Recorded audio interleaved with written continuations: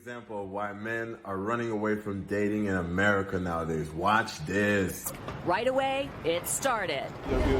Sometimes it intimidates women on the street if a man says something like that to her. Do you understand? I didn't realize. Yeah, because you're so intimidated by the guy that said you're beautiful. Nothing else, nothing aggressive, nothing weird, just you're beautiful. 2 words. And you're so intimidated by that. But then again, you're wearing a shirt that shows you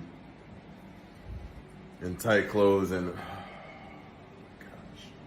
Then he apologized. If I made her feel uncomfortable, I apologize. It's kind of like a disturbing feeling because I don't feel safe and I don't. oh no, come on, no. Y'all not gonna do that too, man. Look, bro, I'm not even one of the type of dudes that do stuff like catcalling or whatever, but like it's part of the culture, bro. Like y'all gonna take everything away from men out of the American culture, and then y'all wonder why men are leaving America, bro. America is becoming too much, bro. Really? The man couldn't say, "Hey, beautiful." Now you don't feel safe? What?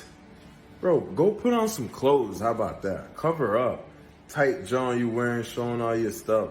And then you saying you don't feel safe because someone said, "Hey, beautiful" to you? This can't. No. Am I tripping? Wait. Am I? Sometimes I be tripping. You know what I'm saying? Let me ask you. Am I tripping? Am I tripping or what? Men don't catcall women anymore. You guys have gotten really scary. I don't appreciate it. You know what I mean? Like, remember back in the day, y'all used to be like, "Arr, arr, arr, arr." Y'all don't do that shit no more. Y'all weak.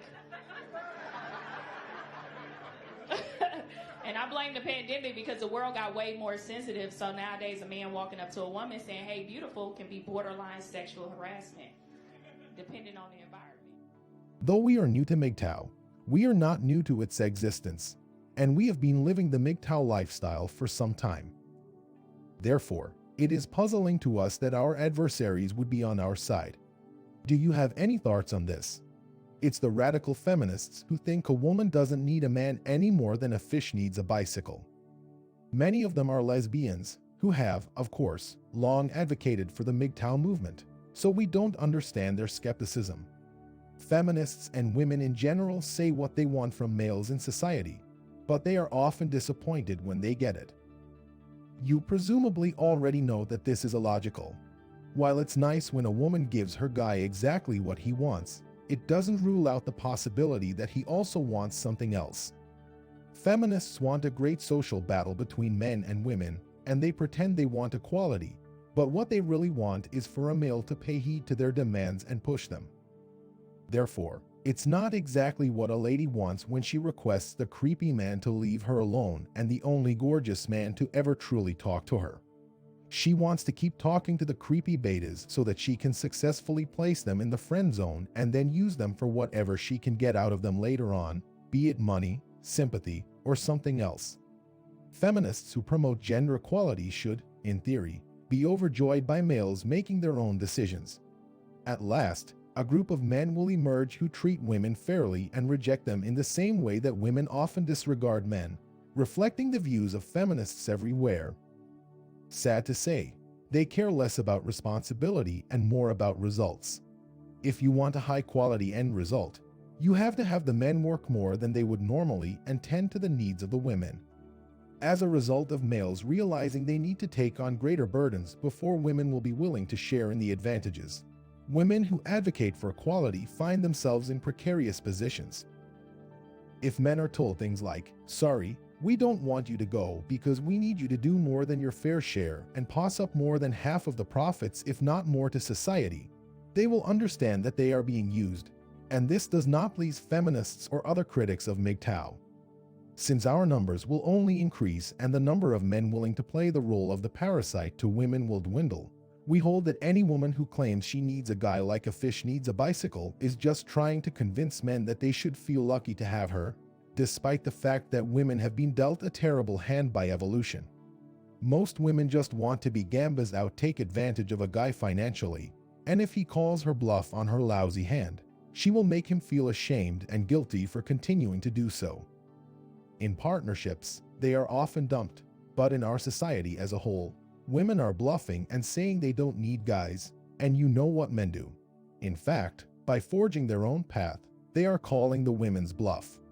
Women will never support mgtow members going our own way since we are their lifeline if civilization fails and they lose everything, even if they don't like to accept it. You are not automatically a guy just because you're wearing pants. You weren't even allowed to wear pants before, and now you really want males to use transsexual toilets while wearing skirts and slicing off their pride. We're only concerned with self-preservation, and if they were, we'd see them for what they are, children acting like adults. Although many women now have the freedom to choose their own careers and life paths, the reality is that the majority of these women probably didn't build the houses in which they currently reside or found the companies or government agencies in which they currently hold positions. Lesbian cohabitation and collaboration are only possible because women are allowed to work and earn enough money to support themselves. Though they complain that the mgtow movement is preventing them from achieving equality, they are unable to admit that men still control the majority of productive labor and economic resources. If women weren't allowed to work, like they were before the 20th century, the lesbian population would immediately collapse since they would all be looking for husbands to provide for their families. They would be completely oblivious to sex thoughts. We expect this to occur as more males lead autonomous lives and collect their own wealth, leaving women increasingly reliant on welfare and credit to make ends meet. This is in stark contrast to earlier periods in history when women had greater access to the lesbian lifestyle. In order to better communicate with others, women often utilize ambiguous language. This is probably a biological trait. Women aren't as literal as men, but they're always trying to get into our heads in covert ways. Since we have so much real-world work to get done, we can't afford to be as literal as males are. So, it is important to understand that women have always seen and will keep on viewing men as an asset and as a ladder to their ease and satisfaction.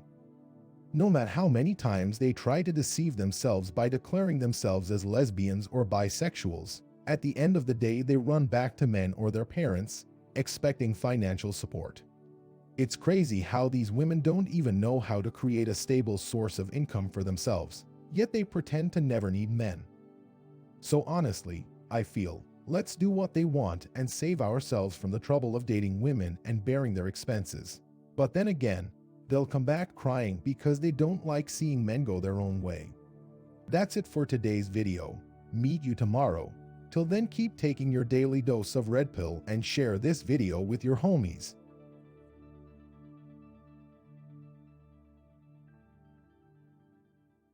Perfect example.